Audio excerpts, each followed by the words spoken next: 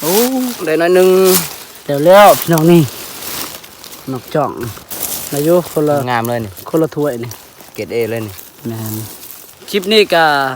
บาซี่ก็ไปหาหมักจ่องแหละพี่น้องนี่หาพอได้กินยามฤดูฝนพี่น้องนี่เก็บเร็วๆก็สิมาอันนี้พี่น้องมาเด็ดเอาในหมักจ่องล้นเด้อพี่น้องนี่เป็นมันลายเนาะลายนี่แหละพี่น้องอันที่บ่เคยเห็นว่ามักจองเนาะใบมักจองมันเป็นแนวใดพี่น้องเดียวกับอันนี้เนาะมาเบิ่งตามซองนี่เลยพี่น้องเนาะช่อง YouTube บาซีก็ได้พี่น้องเมื่ออยู่บ้านวิทย์บุญหักคนอยู่บ้านยังม่วนอยู่ดอกแม่นเมื่อยเลาะเมื่อยเที่ยวแหละเลยมาเที่ยวป่า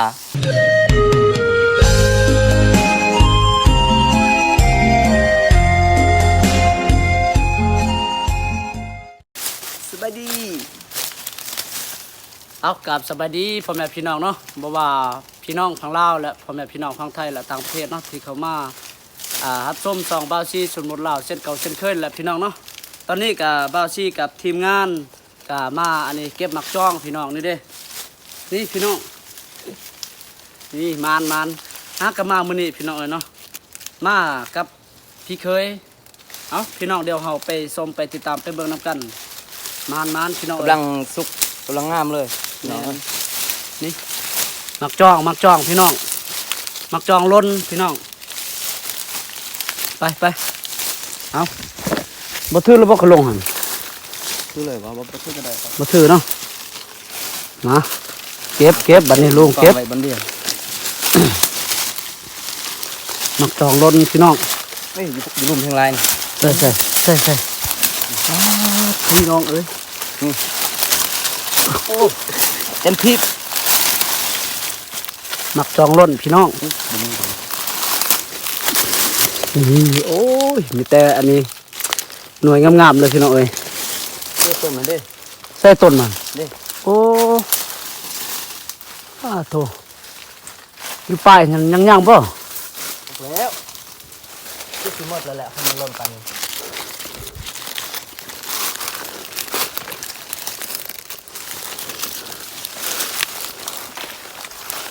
โอ้มักจอง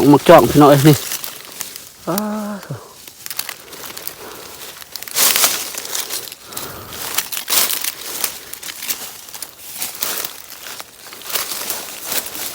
เก็บบ่เบิดเลยนี่ยังอยู่ยังบักลาย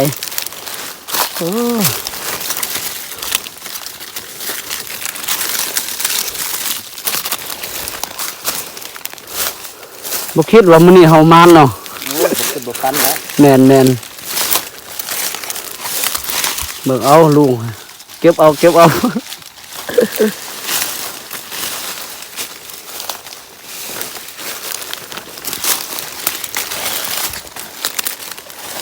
้นอื่นจะมีอยู่ต้นหนึ่งสองต้นแต่มันไม่อยากสุกปันใดแมนยังต้นนี้ถือว่าสุกกูสิสุกคักเลยแหละต้นนี้สุกคักแล้วนี่มันล้นเบิดเลยเด้เนาะ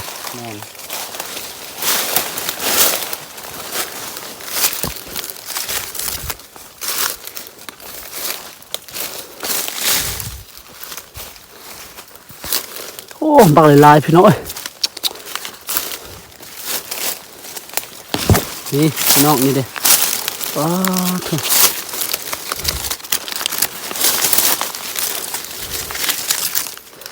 พี่น้องอันที่บ่เคยเห็นว่ามักจองเนาะใบมักจองมันเป็นแนวใดพี่น้องเดียวกับอันนี้เนาะมาเบิ่งตามซองนี่เลยพี่น้องเนาะช่อง YouTube บาซีก็ได้พี่น้องบาซีก็เคยเนาะเคยหาเก็บมักจองแหละพี่น้องมักจองล้นนี่แหละ เพราะว่ายามนี้ก็มันสุกแล้วบางอันนี้บางกกบ่ทันสุกกกนี่ถือว่ามานพี่น้องเฮามามื้อนี้พอดีพอกกมักจองล้นกะเลาะมาแต่เช้าแล้วพี่น้องเอ้ยบ่พอฮักก็พออันนี้กะ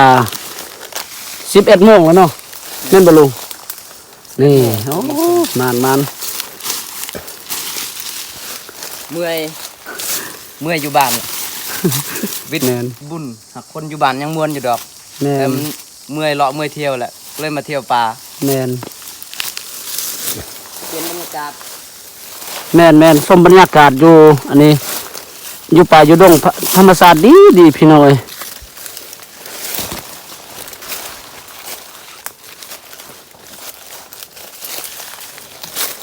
ว้าโถูกพี่น้อยโอ้บักลายๆนี่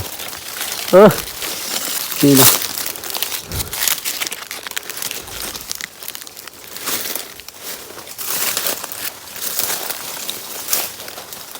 ลายบ่อยู่หั่นเบื้องนั้น ร้ายบนนี่แหละตายอยู่บนนี้พอดีมันล้น แม่นบ่ นี่กองเลยนี่ อ้าวลุงต้นนี้มันอันนี้บ่เป็นหมากบ่คือเด้อ แล้วมันแนมเบน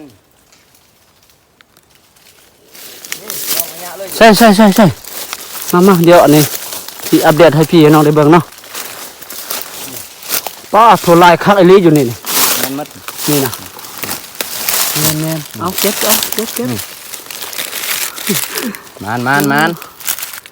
มันพี่น้องเอ้ย เป็นเรื่องดีพี่กับพอมักยอก แม่น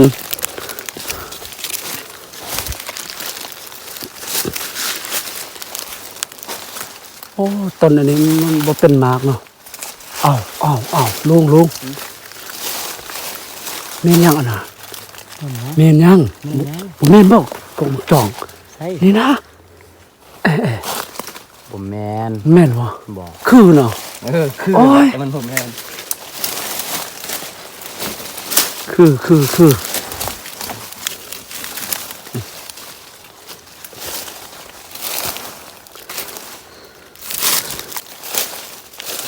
ผู้พุ่นเปียงบ่คือสิแม่นนั่นเนาะ คือเพชรเตียงเตลเลย แม่นเขตเตียงเต้วนี่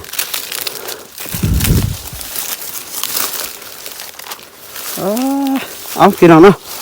กะนี่พี่น้องเนาะเดี๋ยวค่ะบาวซี่กะเก็บมักจองก่อนแล้ว เสียดายมันถึกน้ำพ่นแน่เว้ย ได้โอ้บ่ยากเนาะนี่เป็นกกอะไรมันอันนี้แหละพ่นช่วงนั้นแหละเนาะอาทิตย์ก่อนนี่พี่น้องเนาะก็สิได้อันนี้เก็บในนี้แล้วก็ยังสิเอาอันนี้ยังสิเด็ดเอาอันนี้เอาหมากอีกพี่น้องเนาะอ้ายหมักจองพี่น้องเอ้ยหมักจองล้นเด้อพี่น้องเอ้ยนี่คนมันหลายเนาะ ลายนี่แหละ หลาย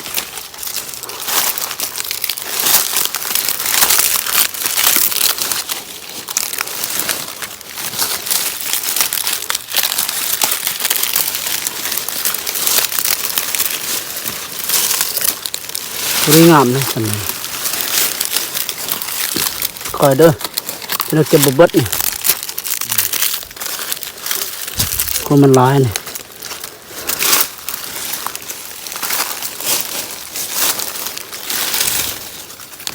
มันรู้แน่นี่ แม่นมันเหีย มันหล่นออกจากอันจากใด กระแบะนะ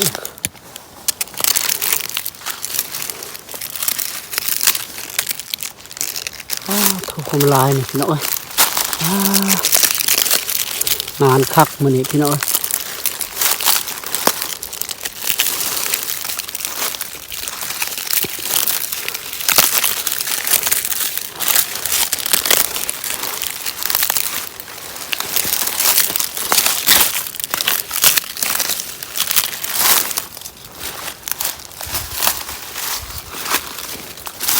นี่พี่น้องถูก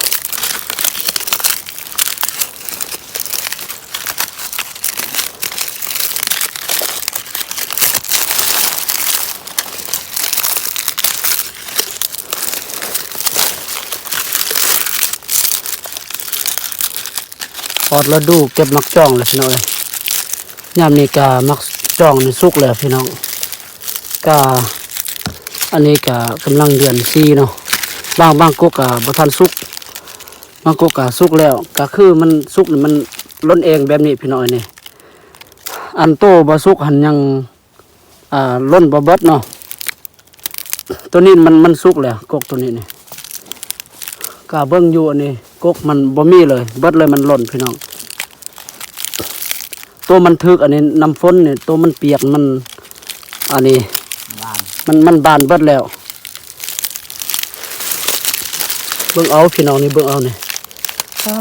ธ่จะได้ ย่าง กินบักย่างยา ผักข้อ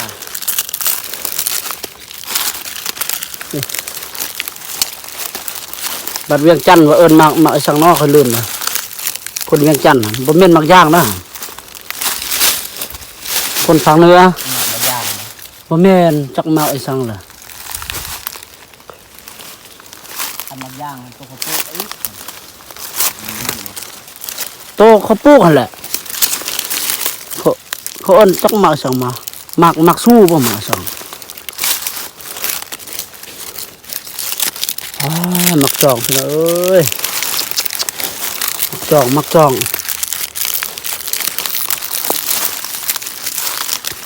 โอ้ยลุงเก็บเอานะ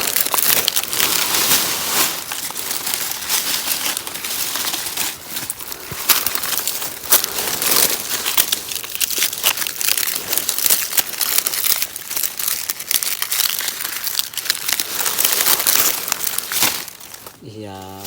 กองนานอรุณเ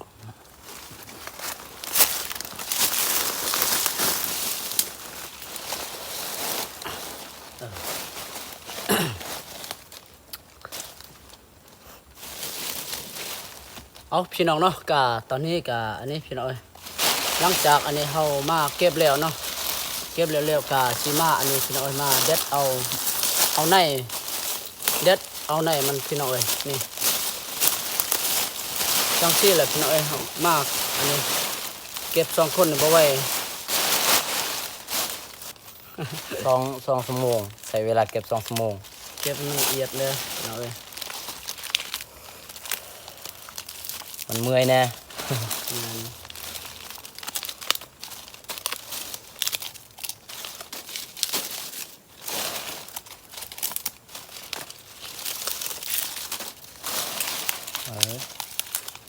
แต่ว่าเบาซีนี่กะอันนี้เนาะมาหาเก็บกินนี่แหละพี่น้องเอ้ยยำฤดูอันนี้พี่น้องฤดูฝนบ่มีแนวกินพี่น้องเอ้ย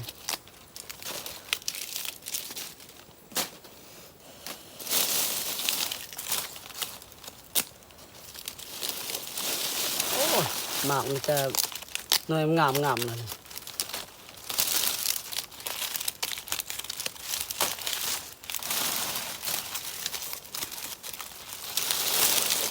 นี่เป็นบ่อน หมาก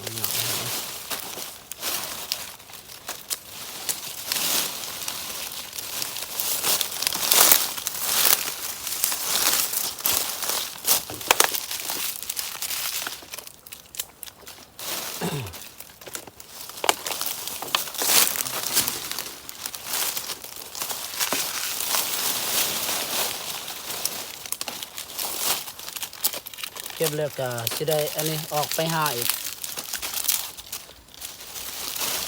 เพราะว่าเฮาเห็นแต่กกเดียวเนาะมันเป็นหมาก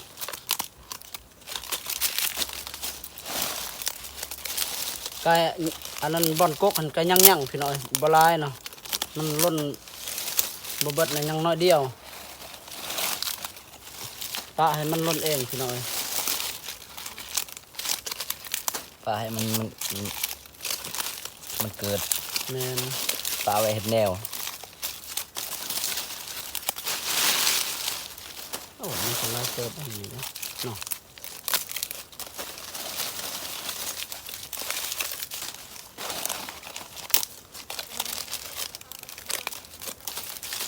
เก็บพอได้กินยามฤดูฝนนี่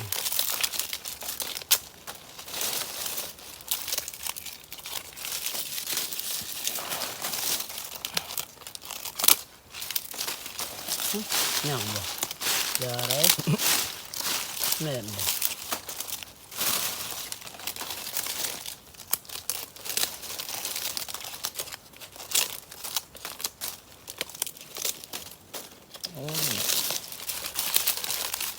เมฆมันสุดมากนะ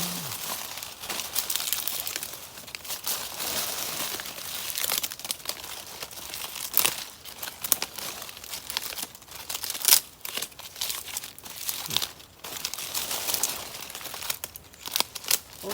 สอนเด้นี่แต่หน่วยงามเลยโอ้ แต่หมักจองเกรดเอนะ แน่นบังเอิญของมันนี่เนาะ บังเอิญมัน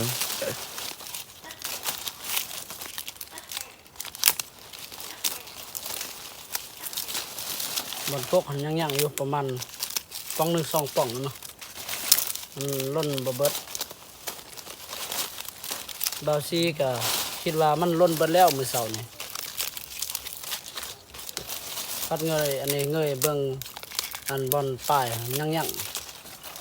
ยังประมาณป่องหนึ่งสองป่องเลยพี่น้อย ฝนตกนี่หมดแล้ว หมดแล้ว บานหมด เฮ้ย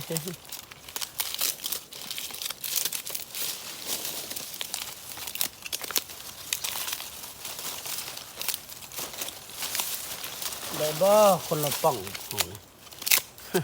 เอาแล้วถ่ายเบิ้งแบบนี้แล้ว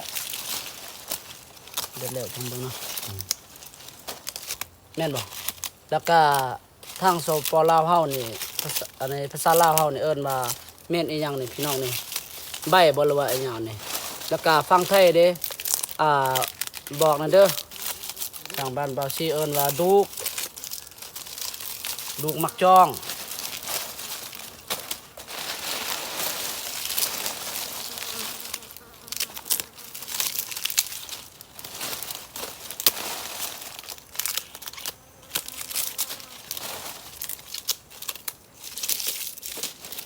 งามนะก็เลยงามยากแล้วนี่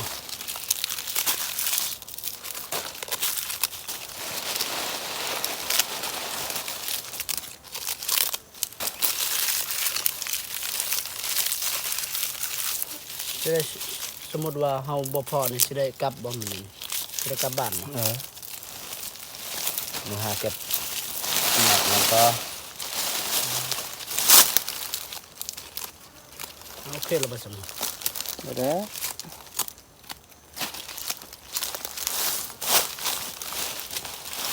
เอ้เอ้ เก็บหยอดบนหักหน่อไม้หักหน่อไม้ นั่น ช่วงนี้ฝนตกในจักหน้อยเขาปลาก็อยากมันเด้บ่ได้จังหนึงคือยังได้อันหนึงเก็บผักหักหนอไปจังสั่นน่ะ หากิน บ่ได้เมื่อดีดอกยามทันไปเนี่ยคันดุไปยามนี้ มันขึ้นกับผู้ดุ ผู้บ่ดุบ่มีบ่ได้คือเทบ้านเฮานี่ บางคนดุคือกันดุไปตลาด ไปหากินอยู่ตลาดเนาะ เดี๋ยวหันมันหาง่ายแน่อยู่หันคันเงินมีเลย